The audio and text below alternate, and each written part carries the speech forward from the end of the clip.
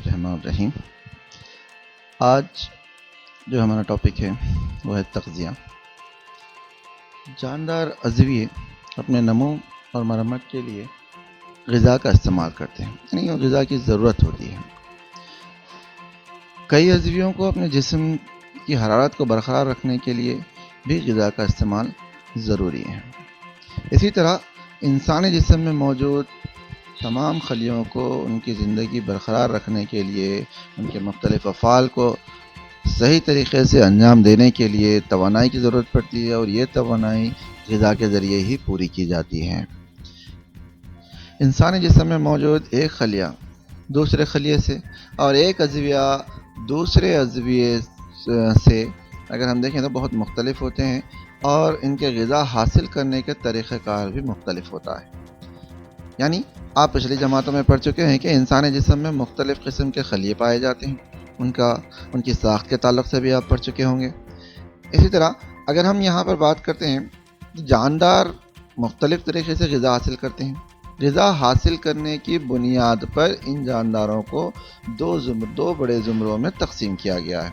ایک تو کہیں گے ہم خود تغذیہ عضویے اور دوسرے دیگر تغذیہ عضویے۔ خود تغذیہ عضویے کسے کہیں گے؟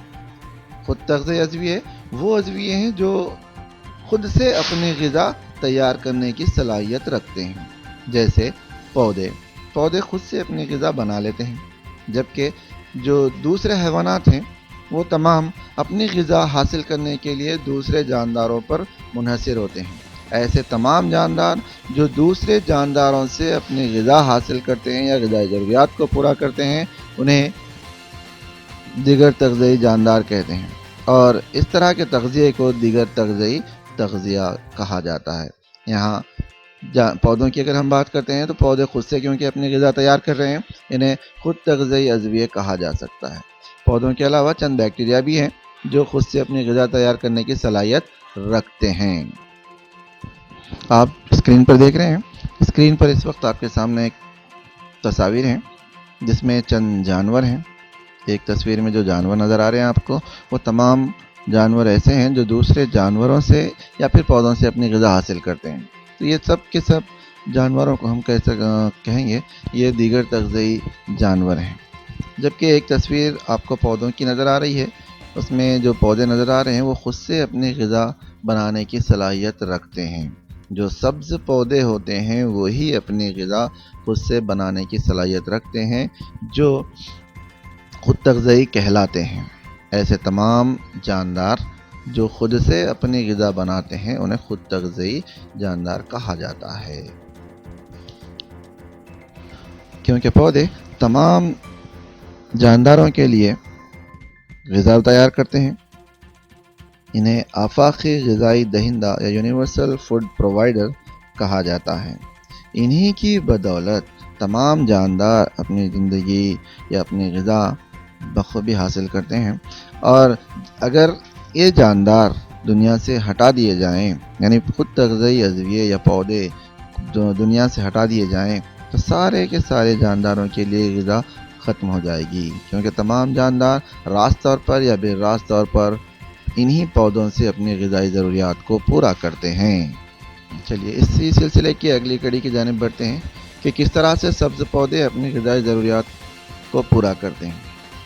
آپ کے سامنے جو سلائیڈ آ رہی ہے، شعاعی ترکیب، یعنی یہ وہ عمل ہے جو سبز پودے اپنی غذائی ضروریات کو پورا کرنے کے لیے استعمال میں لاتے ہیں۔ شعاعی ترکیب کی تعریف کرتا چلوں۔ شعاعی ترکیب وہ عمل ہے جس میں سبز لون یا کلوروفل کے مادوں کی مدد سے پودے نہایت سادہ غیر نامیاتی حامل اور سورج کی روشنی کو بطور ذرائع یا توانائی کے ذرائع کے استعمال کرتے ہوئے پیچیدہ نامیاتی مادے تیار کرتے ہیں۔ اس شعاعی ترکیب کا عمل بہت ہی پیچیدہ ہوتا ہے، اس میں کئی مراحل ہوتے ہیں اور کئی درمیانی مرکبات بنتے ہیں۔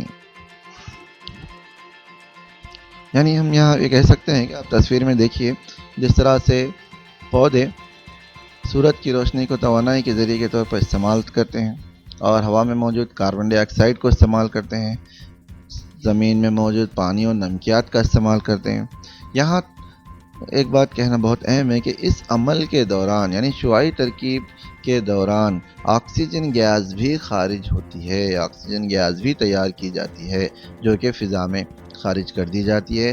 اس طرح ہم دیکھیں یہاں پر تو ہمارے لیے بہت ہی جو اہم گیس ہے جو ہم تنفس کے مرحلے میں استعمال میں لاتے ہیں، جو ہمارے لیے بہت ضروری ہوتی ہے، وہ بھی پودوں کے ذریعے حاصل ہوتی ہے۔ اس طرح پودے ہمارے لیے دوہرا کام کرتے ہیں، ایک تو غذا بھی فراہم کرتے ہیں، دوسرا آکسیجن بھی پودوں کے ذریعے تیار کی جاتی ہے۔ اس طرح یہاں تک کہ اگر ہم اور ایک بات یہاں پہ کہیں گے کہ کاربن ڈائی آکسائڈ کا فیصد اگر فضا میں بڑھ جاتا ہے تو یہاں پہ ہمارے لیے نقصان دہ ہو سکتی ہے، جبکہ پودے اسی کاربن ڈائی آکسائڈ کا استعمال کرتے ہوئے اپنی خود کی غذا بھی بناتے ہیں، دوسرے تمام جانداروں کے لیے بھی غذا بناتے ہیں۔ اس طرح سے وہ آلودگی کو بھی کم کرنے میں مدد کرتے ہیں۔